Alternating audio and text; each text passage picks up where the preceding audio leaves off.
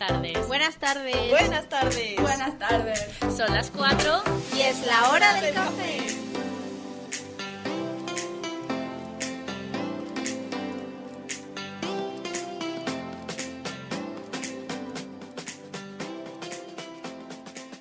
Muy buenas tardes, un jueves más. Hoy es 30 de julio y, sorpresa, hoy no es solo el Día Internacional de una cosa, sino de dos. ¡Toma! ¡Bien! ¿Qué? Esto es para dar envidia a Gaviria, que nunca le toca el Día Internacional de nada. ¡Zasca! Bueno, pues hoy es el Día Internacional relacionado con la trata de personas, obviamente. O sea, pero en contra de la trata, ¿no? Bueno, claro. Oiga, no a favor de la trata de ¿Te personas. imaginas el Día Internacional de la Trata de Personas? Todo ahí esclavizando a gente. Claro, referido a la explotación sexual, el trabajo forzado, la esclavitud, etc. Y sin quitar importancia a este día, que es muy importante, sobre todo por el COVID, porque se ha aumentado, o sea, las condiciones desfavorables para estas personas, también es el Día Internacional de la Amistad. A ver, pues tampoco tiene mucho misterio este día, pero existe desde el 2011 y es básicamente para fomentar la amistad entre los pueblos y comunidades. Entonces, mi pregunta hacia vosotras es, pues que, bueno, no es una pregunta, pero para comentar este día, pues que ya llevamos siendo amigas, no sé, unos 3 años o 2 años. ¿3 años? A ver, 3 años no. 2 años. Vamos a empezar nuestro tercer año. Buah, vamos a empezar un tercer año de amistad. No solo amistad, he de decir convivencia también. Sí, porque próximamente el podcast se va al pichito. 4... Uf, qué peligro. Qué peligro vamos a tener, ya veréis. A ver, vamos a poder poner una sala de grabación en el cuarto de baño, por ejemplo. Sí, claro, como es tan grande. Pero bueno, yo creo que eso va a favorecer nuestra amistad y pues el podcast. O la va a empeorar. También. A ver, Sí, puede de ser aquí que a unos también. meses Si se acaba el dejamos de hacer el podcast Ya sabes. porque no hemos ido a vivir juntas. He de decir que si a partir de ahora nuestra relación empeora, va a ser culpa de Davinia, que es la nueva integrante. A ver, Davinia muchas veces ya estaba en nuestra casa, o sea que Ya, yo creo que no va a haber problema. a lo mejor porque Bueno. alguien se queda todas las cucharillas de la casa. Ya, hay que comprar más. 5 de las 6 que tenemos están reservadas para mí. Bueno. ¿Y la ley? ¿Qué? Pusimos la ley. Comentarios negativos hacia mi persona aparte. En el episodio de hoy vamos a tratar un tema bastante interesante, que de primeras puede parecer un poco denso, pero Paula lo va a intentar explicar de la manera más ligera posible, y es la diferencia entre los distintos sistemas que hay en el mundo de gobierno, ¿no? Efectivamente. A ver, bueno, como decía Marina, como siempre os estamos hablando en los podcasts bueno, ya os explicaremos más adelante tal, y os estamos explicando los países, se nos ocurrió que ya venía siendo hora de explicaros un poquito pues los 3 sistemas principales que es más fácil que encontremos en los países que solemos explicar. Entonces, hoy os voy a hablar de ellos. Voy a empezar con el sistema parlamentario, porque es el que nosotras, como somos españolas, tenemos más cerca, y luego pasaré por el sistema presidencial y el semipresidencialista.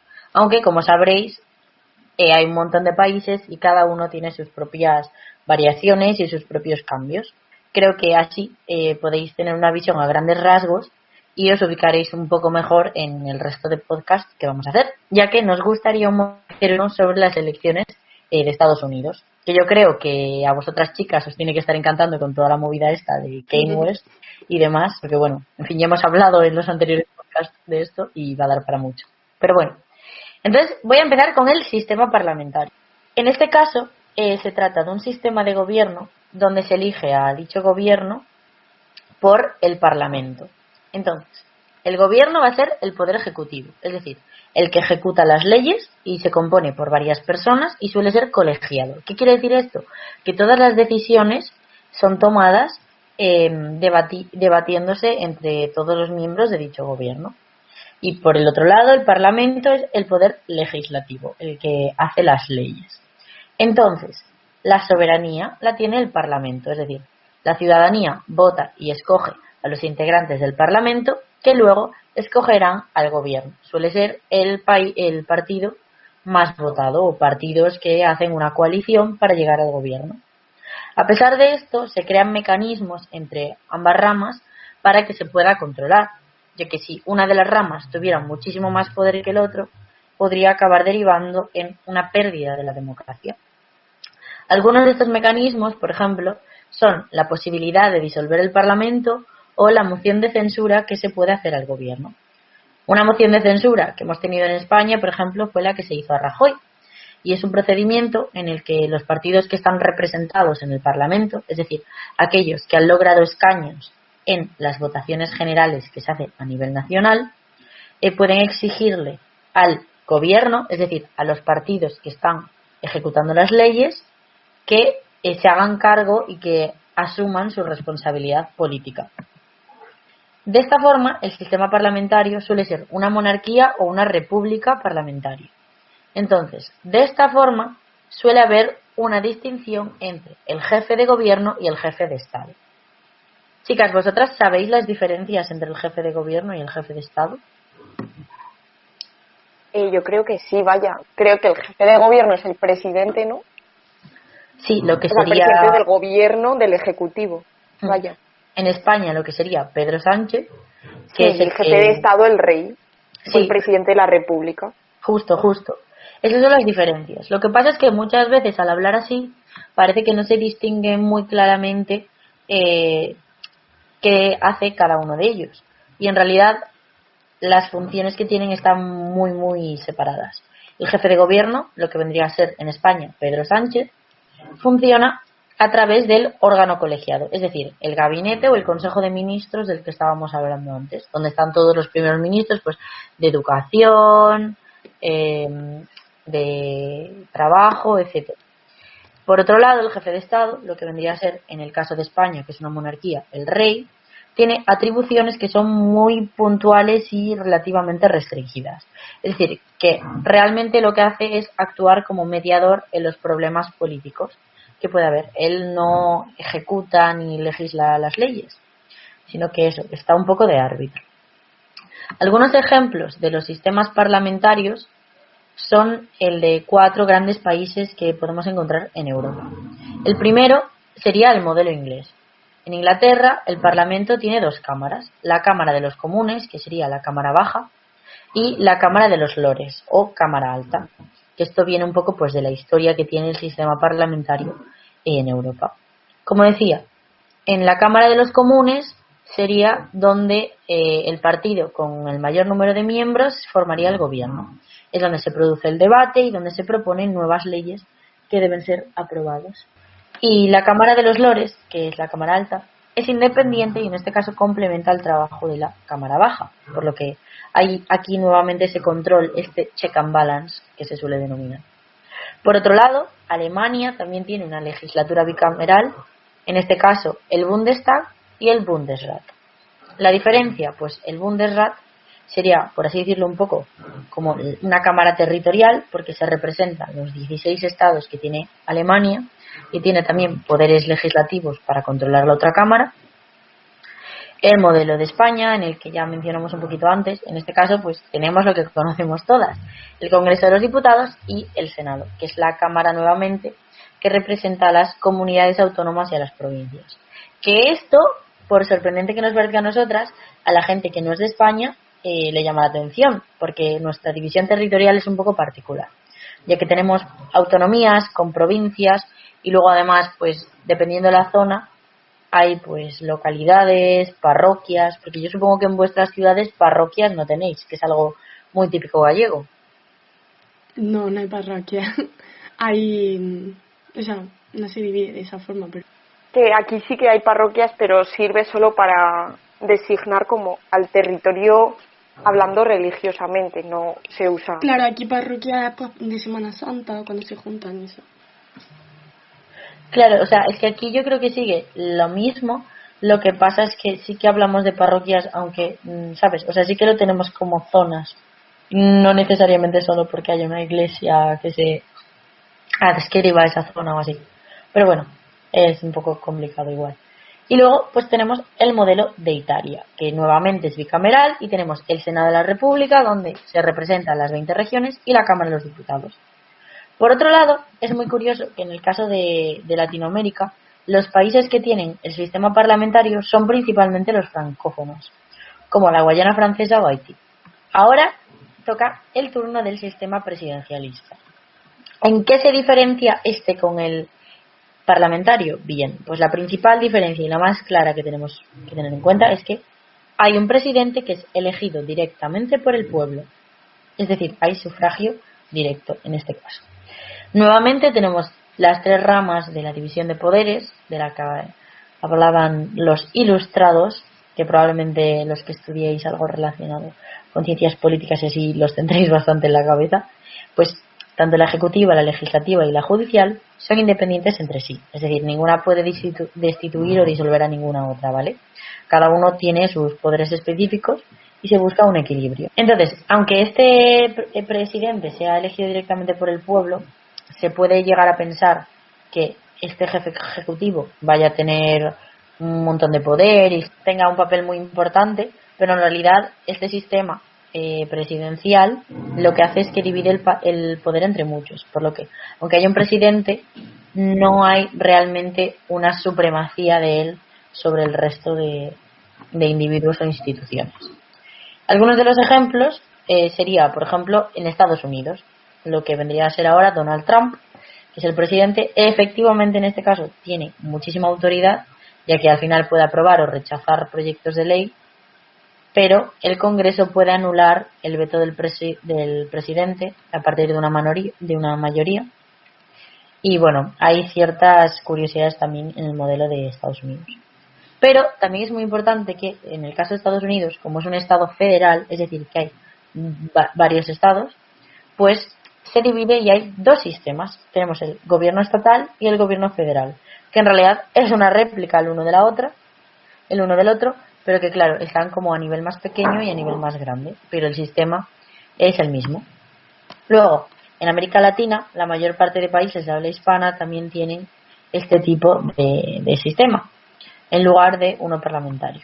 Y estos sistemas se inspiraron en el estadounidense, pero decidieron limitar el poder del presidente, algo que no les acabó saliendo del todo bien, ya que bueno, ya sabéis que hay muchos países en los que al final pues ha salido un poco mal.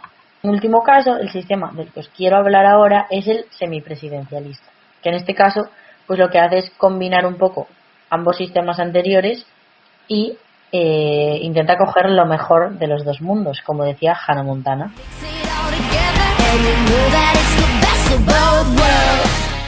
En este caso, el jefe de Estado es el presidente. Es decir, lo que en el sistema presidencialista era el presidente de la República o el rey, se convierte ahora en presidente. Es elegido directamente por el pueblo y tiene un alto grado de poder sobre el gobierno. El gobierno, en este caso, tiene un jefe que sería el primer ministro y este primer ministro lo nombra el presidente, aunque puede ser destituido. De esta forma hay una dualidad de poderes entre el jefe de Estado y el jefe de gobierno.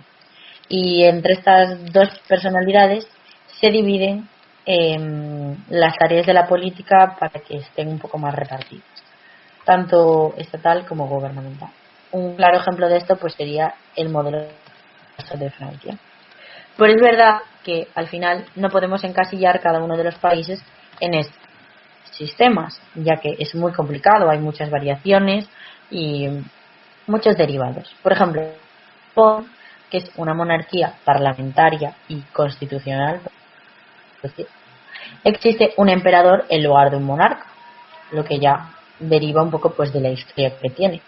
En Israel, por ejemplo, un poco inusual de vicepresidentes, ya que están como figuras en el caso de que un presidente falle o tienen un montón de figuras a las que recurrir. Y además tiene un sistema unicameral, es decir, que no tenemos las dos cámaras en el Parlamento, sino que tenemos solo una. En el caso de Rusia, por otro lado, que es una república federal, y se considera semipresidencial. Sin embargo, podemos considerar que está retrocediendo hacia el autoritarismo, ya que al final se está llegando a un extremo bastante importante. Y luego, el caso de China, por ejemplo, que también es muy recurrente, el propio Partido Comunista Chino se integra en el sistema de toma de decisiones y se fusionan. Es decir, que las propias cámaras o instituciones que hay en el país son parte del partido, o el partido está totalmente integrado en ellas, y es todo muy complicado. Por lo que se fusionan el sistema del país y el partido y no funcionan separados, es imposible. Recurren el uno al otro. Aunque, aparte de estas variaciones, también podemos decir que existen sistemas autocráticos, por ejemplo. O sea, es todo bastante complicado, aunque yo lo estoy intentando simplificar lo máximo posible, ¿vale? Entonces, no os toméis al pie de la letra todo lo que yo diga, pero sí que yo creo que esto os va a ayudar un poco a organizaros más mentalmente y, por ejemplo, a comprender por qué es tan importante las elecciones estadounidenses que van a venir ahora, ya que, como es un sistema presidencial, es muy importante el poder que pueda ejercer el presidente de los Estados Unidos, ya no solo porque esté a la cabeza de un país, sino porque se trata de uno de los países con mayor peso en el mundo y con mayor poder. Bueno, y para acabar el podcast me gustaría hacer una distinción muy breve, que creo que es muy importante, entre dictadura, totalitarismo y tiranía, ya que muchas veces nos confundimos y nos cuesta un poco distinguir las diferencias entre ellos, ¿vale? Entonces, como estamos hablando de sistemas, me ha parecido interesante incluirlo aquí. Bien, pues voy a empezar un poco pues lo que podría ser en orden, y por ello empezaré por tiranía. Que la tiranía básicamente yo lo considero, creo que algo un poco transitorio, que acabaría luego en una dictadura o en un totalitarismo, y es que es el régimen de gobierno que se va a instaurar en un país, en una región, después de que una persona o un grupo de personas lleguen al poder. Se suele producir esto de manera ilegal y usando la fuerza, pues por ejemplo después de un golpe de estado o de establecer un gobierno, como decía antes, de manera ilegal. Esto suele acabar derivando en una dictadura o en un totalitarismo. Pero ¿cuál es la gran diferencia entre dictadura y totalitarismo?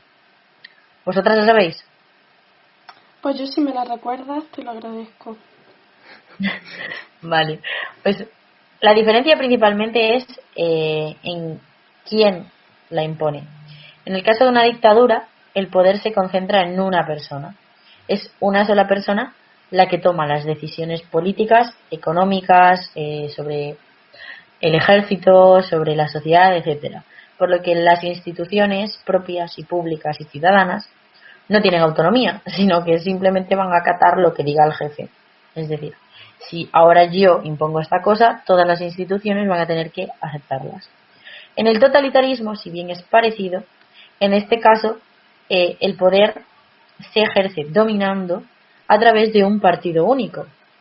Y este partido único adopta todas las funciones que se le designarían normalmente a los poderes públicos, por lo que crea leyes, legisla y sanciona y no encuentra ningún tipo de restricciones.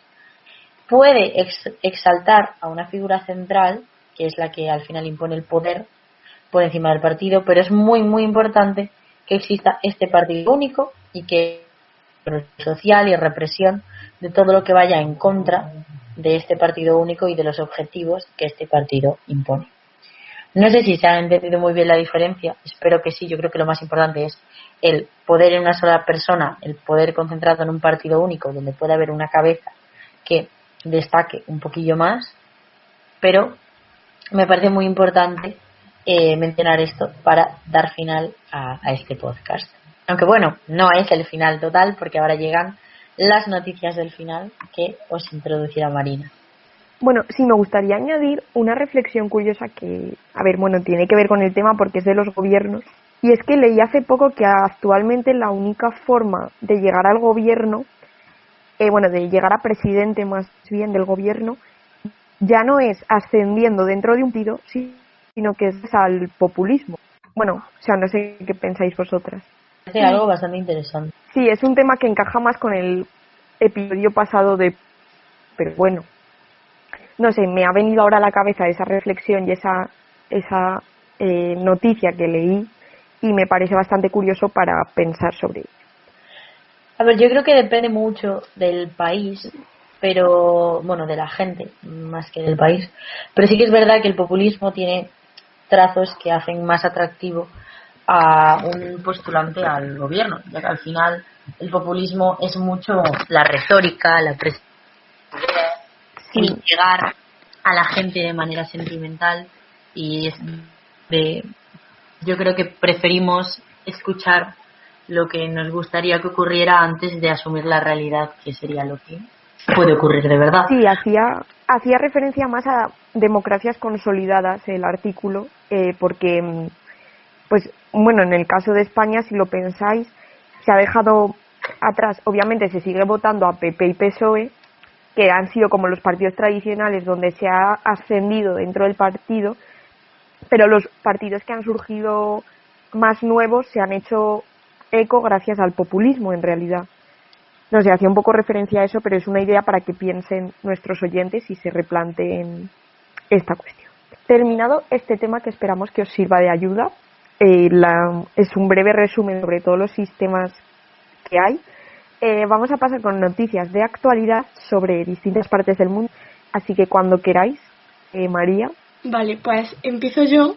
Voy a hablar de Somalia, que el mundo la tiene abandonada y nosotras pues no la vamos a dejar abandonada como todo el mundo. Vamos a hablar de Somalia porque, importante, el pasado 25 de julio destituyeron al primer ministro de Somalia, que enlazando un poco con todo lo que ha dicho Paula, pues y siendo Somalia una república federativa, pues el primer ministro es el que ha elegido el Parlamento, ¿no? El presidente del gobierno, pero también tiene un presidente normal, que es el presidente de la República, que sería el jefe de Estado. Entonces, pues, gracias Paula por como poner las bases, porque ahora ya no hace falta siempre explicar estas cosas. Y la han destituido, o sea que le han hecho una moción de censura, un impeachment, que ahora pues está súper de moda.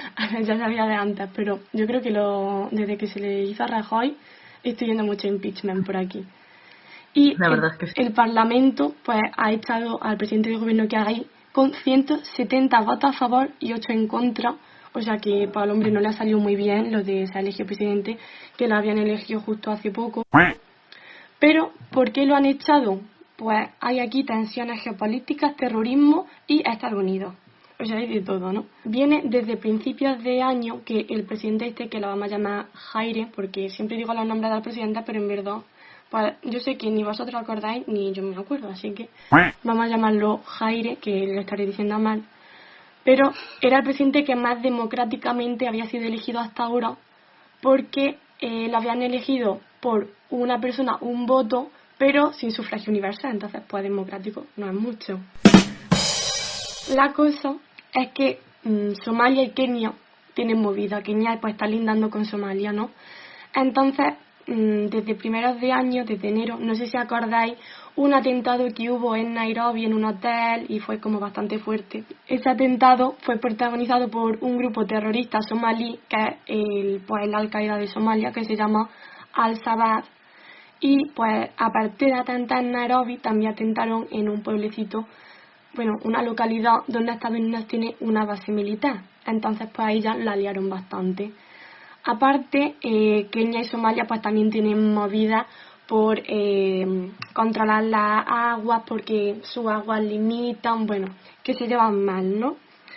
Entonces, los medios locales de Kenia pues acusaban al gobierno y al cuerpo de seguridad de Somalia de que apoyaban al grupo terrorista, como diciendo que en verdad era el gobierno el que estaba atentando contra su estado.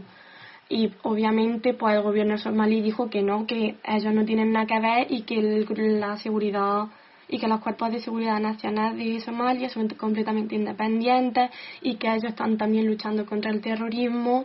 Bueno, hasta el punto de que ya la oposición pues también se huele a algo en plan, oye, como que esto no es muy transparente, hay gente aquí metida que no, las redes sociales están muy mal. Bueno, total, que al final pues han acabado destituyéndolo. Y la cosa es que las elecciones de Somalia estaban muy cerca, eran en principios de 2021. Entonces, el nuevo presidente, como el que está entre media y que lo elige el presidente de la República, parece que va a estar hasta 2022, hasta que se estabilice el tema del COVID y tal. Y bueno, Ya lo último que sabemos de Somalia es que hace poquito Estados Unidos pues ha reconocido que bombardeó Somalia, pero que era para terminar con el terrorismo, que solo mató a un civil y hirió a unos cuantos más, pero que él lo hacía para acabar con el terrorismo y también pues porque está cerca de sus bases militares, ¿no? Pero bueno, aquí un poquito update de la movida que hay en Somalia, que seguro que hay un montón de cosas, porque en verdad cuesta un montón encontrar información de Somalia, porque el nuevo presidente solo sabe el nombre, no encuentro ninguna foto en internet y me pone en Google que tiene 7 hijos, entonces eso es lo único que sé yo de ahora del presidente de Somalia. Y esto a mí pues me pone triste, yo quiero saber más cosas de este hombre, ¿no? Pero bueno. Ha sido muy interesante, en verdad. Porque a mí me gusta mucho aprender sobre los países que normalmente no suelen salir en las noticias porque me parece muy mal.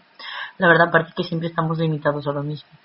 Bueno, sí, compartiendo la opinión que habéis dicho, pues esperamos que en un futuro cambien las cosas y se den noticias sobre todo el mundo. Aunque creo que va a quedar todavía, o sea, que va a faltar tiempo. Sí. Así que bueno, aunque sí que es un país del que se habla un poco más por su controvertido presidente, Davinia nos va a contar un poquito más sobre Bolsonaro y Brasil.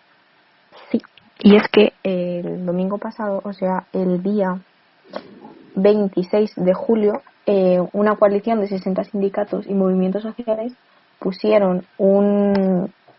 pidieron ante la Corte Internacional que el presidente Jair Bolsonaro fuese condenado por genocidio.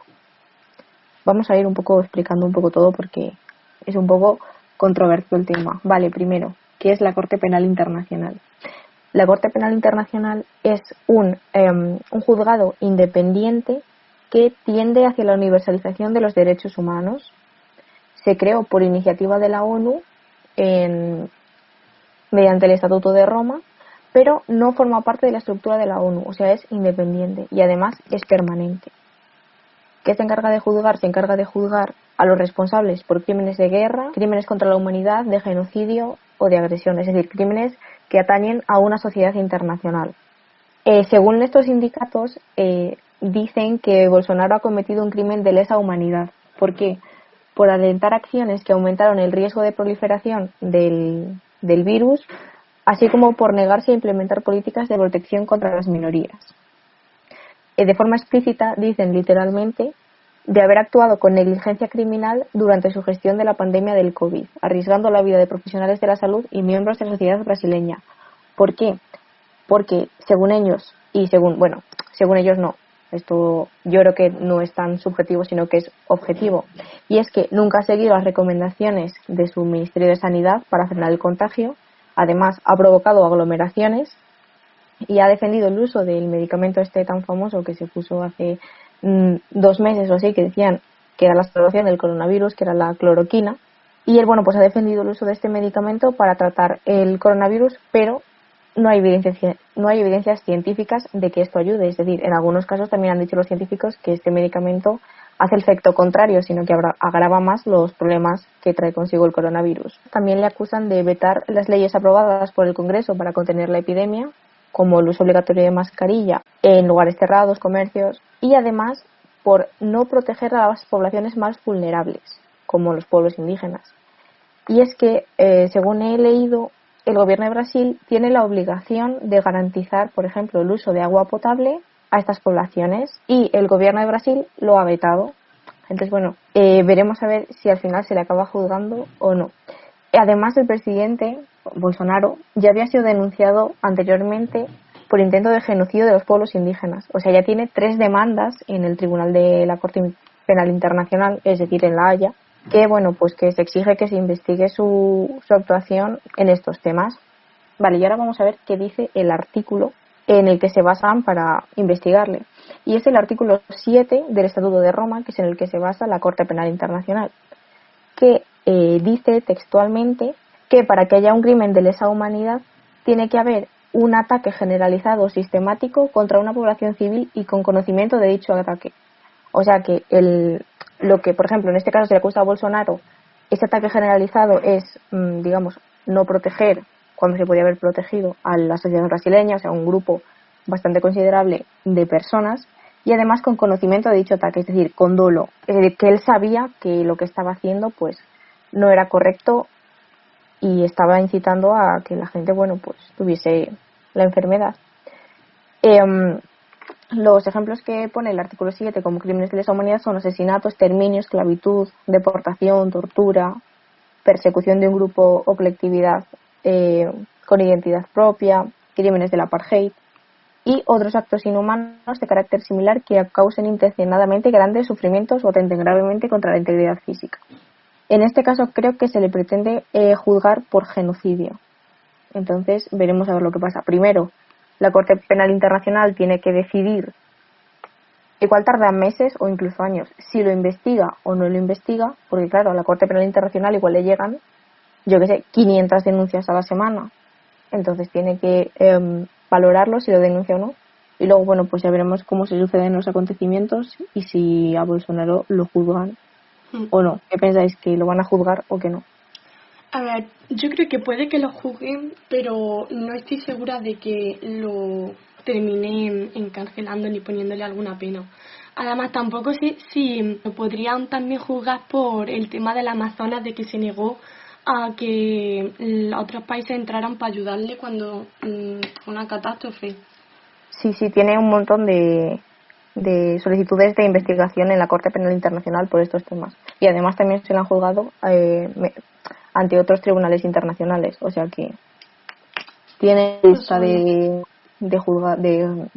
juicios para largo.